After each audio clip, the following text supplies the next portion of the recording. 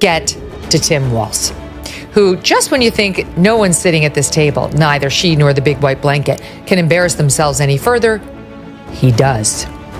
She asks him, to her credit, about the carrying the weapons in war, which we know is a lie. He never served in war. He's been stealing valor for quite some time. And take a listen to this answer. Say, hey, when there's a problem, you call a man. The Democrats can't even tell you what a man is. So when you hear Walz brag about how much of a man he is, what does that tell you? I think there might be a little bit of a cope there, you could say. There's a little bit, he has to remind us how masculine he is, trying to not even be able to load a shotgun or fix a truck. Tim Walz thought he could get by with nice speeches and photo opportunities, but Megyn Kelly and Charlie Kirk came in strong with tough criticism. They pointed out all the problems with his leadership, from failing schools and more crime to bad policies that were made to look like progress. It wasn't just simple criticism, it was a full-on takedown. They showed that the governor cares more about looking good in the news than actually getting things done.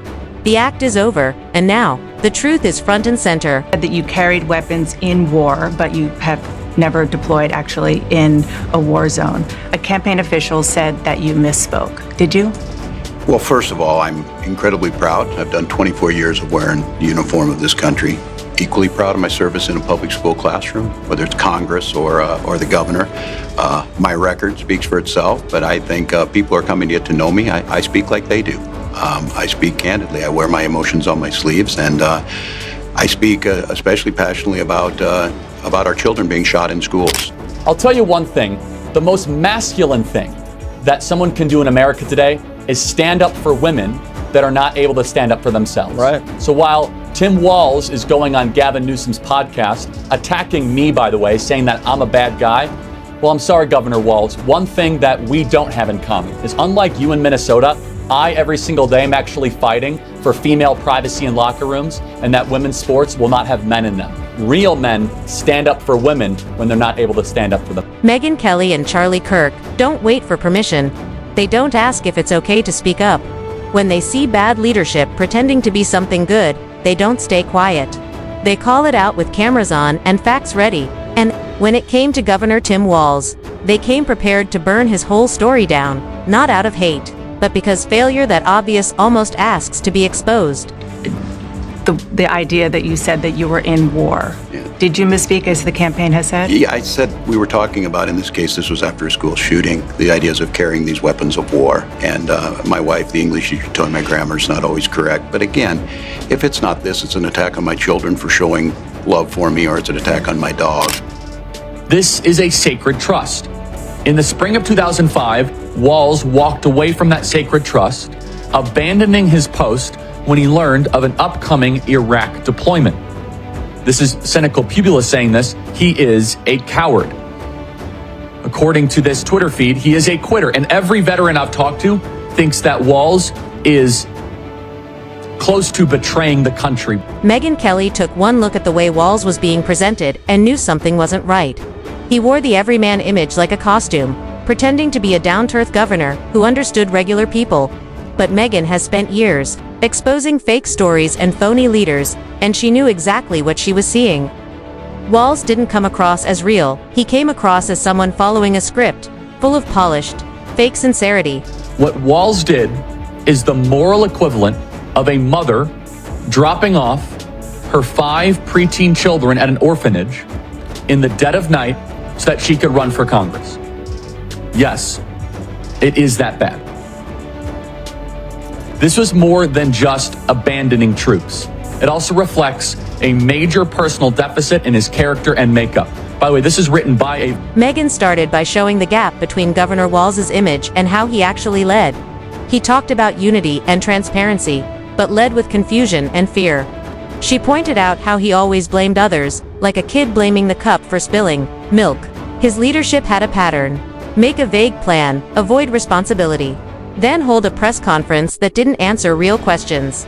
Charlie Kirk focused on Walz's economic failures. He joked that Walz's policies drove businesses out of Minnesota faster than a snowstorm clears the roads. Taxes were high, rules were out of control, and the economy was stuck. Charlie said Walz thought growing government jobs was success, while hurting private businesses that actually created real growth. Together, Megyn and Charlie painted a broader picture. Megyn explained how Walz mishandled the pandemic. He acted like a part-time health expert, spreading fear instead of facts. Lockdowns were harsh but unfair. Small businesses suffered. Big companies got special treatment. Schools closed, but bars stayed open. Megyn said this wasn't about science, it was politics pretending to be science. The idea that you said that you were in war. Did you misspeak as the campaign has said? Yeah, I said we were talking about, in this case, this was after a school shooting, the ideas of carrying these weapons of war. And my wife, the English teacher, told me my grammar is not always correct. But again, if it's not this, it's an attack on my children for showing love for me, or it's an attack. Charlie backed up his points with proof. He showed how Walz would show off certain data one week, then hide it the next, depending on public opinion. Hospital numbers were exaggerated, predictions were wrong, and the rules seemed more about looking good in the news than actually protecting people. Charlie called it panic management instead of real leadership. Walz didn't guide people, he scared them, then froze when it mattered most. But it wasn't just the policies, it was the show. Megyn pointed out how Walz always showed up for the cameras at the perfect time, during protests, at vaccine events, always looking serious like he was starring in a leadership documentary. But when real problems hit, when cities were burning, kids were falling behind in school, and small businesses were closing, he vanished. Charlie didn't ignore the riots either. He laid out how badly Walz handled the George Floyd protests. Cities spiraled into chaos, police were overwhelmed, and Walz waited too long to bring in the National Guard after the damage was already done. Tim Walz then lied about it to run for Congress and acted as if he was on the front lines. And people in Walz's battalion died. People under his supervision died.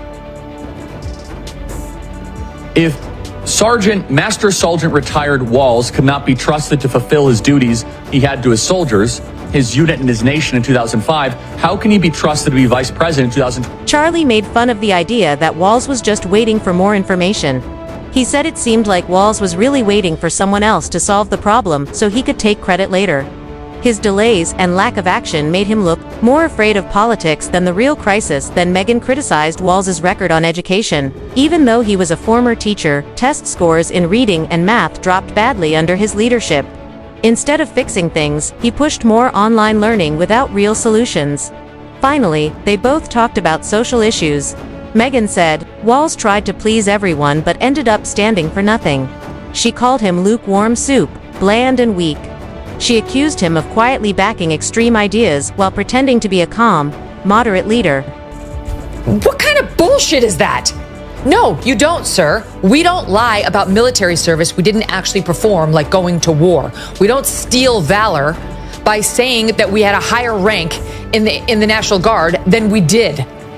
We don't run around saying we served in operating Enduring Freedom in Afghanistan when we didn't. We don't stand and watch somebody say that we were in combat in Iraq when we weren't. Charlie continued his criticism by saying Walz wasn't leading Minnesota, he was just following orders from his political party and donors. If the party told him to mask kids, shut churches, or downplay crime, he followed without question. Charlie said Walz wasn't a true leader, just a manager for the Democratic brand in winter boots. Then Megyn turned to public safety. She pointed out that under Walz, police were defunded, morale dropped, and crime rose. Communities felt unsafe, and leadership treated public safety like a debate topic, not a priority. Using stats and real stories, she showed how some policies led to serious problems. Walz didn't just allow the chaos, he helped create it. Together, their criticism wasn't just harsh, it was complete. They attacked his record on leadership, the economy, education, safety, and culture. And they did it calmly and sharply, not with anger, but with precision. That's what made it powerful. Podcast attacking me, by the way, saying that I'm a bad guy. Well, I'm sorry, Governor Walz. One thing that we don't have in common is, unlike you in Minnesota, I every single day am actually fighting for female privacy in locker rooms and that women's sports will not have men in them. Charlie took aim at Walz by saying he wasn't really leading Minnesota, he was just following orders from his donors, his political party, and whatever the latest progressive trend was. When the party said to mask kids, he did it. When they told him to close churches but keep liquor stores open, he went along. When they wanted him to act like crime wasn't a problem, he agreed without question. Charlie's point was simple. Walz wasn't a true leader, he was just a manager for the Democratic Party. Wearing snow boots. Then Megyn shifted the focus to public safety. She said that under Walz, police had been discouraged, defunded, and blamed. Morale was low, crime was rising, and people were confused about why public safety had become such a controversial issue. She pointed to facts, officer resignations, and stories from local residents.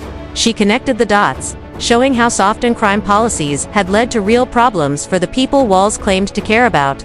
She said Walz didn't just fail to stop the chaos, he helped cause it.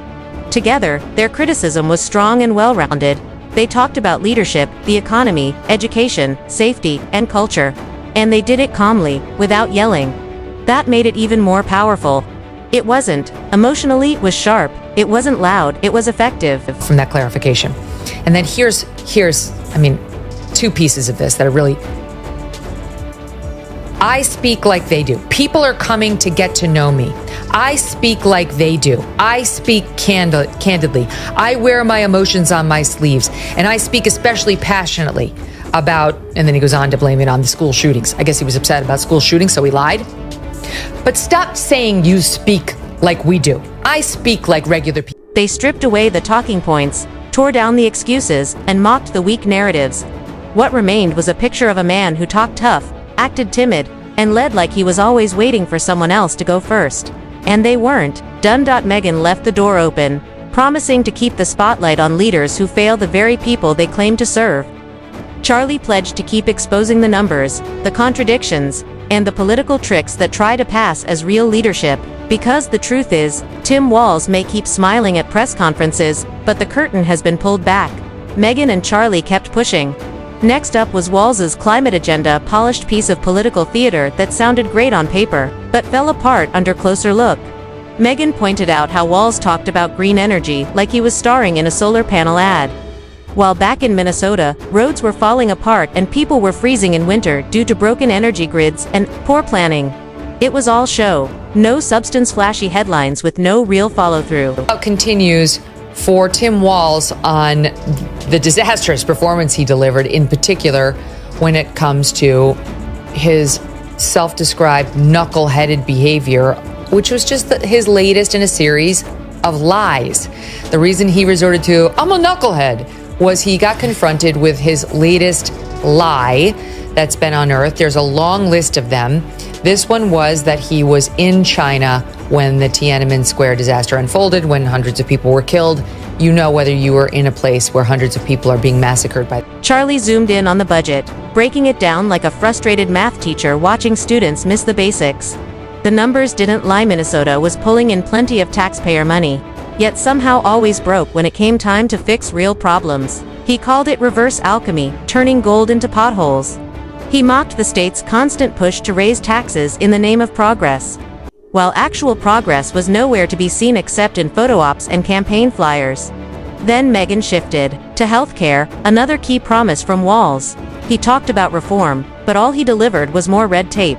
Wait times got longer, rural hospitals took a hit, and the only thing that grew was the number of committees pretending to fix it. If it's not this, it's an attack on my children for showing love for me, or it's an attack on my dog. This took chutzpah. Let's go through it. You said you carried weapons in war, but you've never deployed in a war zone. A campaign official of yours said you misspoke. Did you? Well, I'm proud, incredibly proud of my record. He keeps doing this. Equally proud of my service in the classroom. Did I mention I was a teacher and a coach, an assistant coach? Okay, whatever. But he's more stolen valor. In the classroom, I'm in the classroom. My record speaks for itself. It doesn't, actually. You've put a lot of lies into that record that you've been called out on. Then they turned to Walz's media strategy, and Megyn ripped it apart. She called out the carefully staged interviews, the puff pieces, and his habit of only answering questions when the cameras were friendly and the script was pre-approved. Megyn had seen plenty of polished politicians hide behind press teams, but Walz, she said, made it an art form. She joked that his version of transparency was letting reporters watch him read a statement written by 6 people he'd never met. Charlie agreed and added that Walz treated media appearances like college group projects. He showed up at the end, read the last paragraph, and expected full credit. Meanwhile, real damage was building behind the scenes: teachers burning out, business owners giving up, and problems growing while the cameras stayed focused on the surface. Disgusting, repulsive, and reprehensible examples of abandoning one's unit, of turning back on country and instead for own personal comfort and safety that we have ever seen in politics. And it's far worse than I even think people are describing it. It is worse than stolen valor. It is abandoning your fellow soldier. Parents were pulling their kids out of public schools, and what did Walz do? He held a round table with people who already agreed with him and called it progress. Megyn wrapped up by calling out the culture of complacency under Walz. Mediocrity had become policy, failure was renamed transition, and every crisis was followed by a carefully worded press release, blaming the system, not the leadership. This wasn't just about politics. She said it was about a governor who failed to show up when it counted. Charlie agreed. In the end, it wasn't about red or blue, it was about results. And under Tim Walz, results had been replaced with excuses, optimism traded for spin, and leadership buried under layers of scripted empathy and polite applause.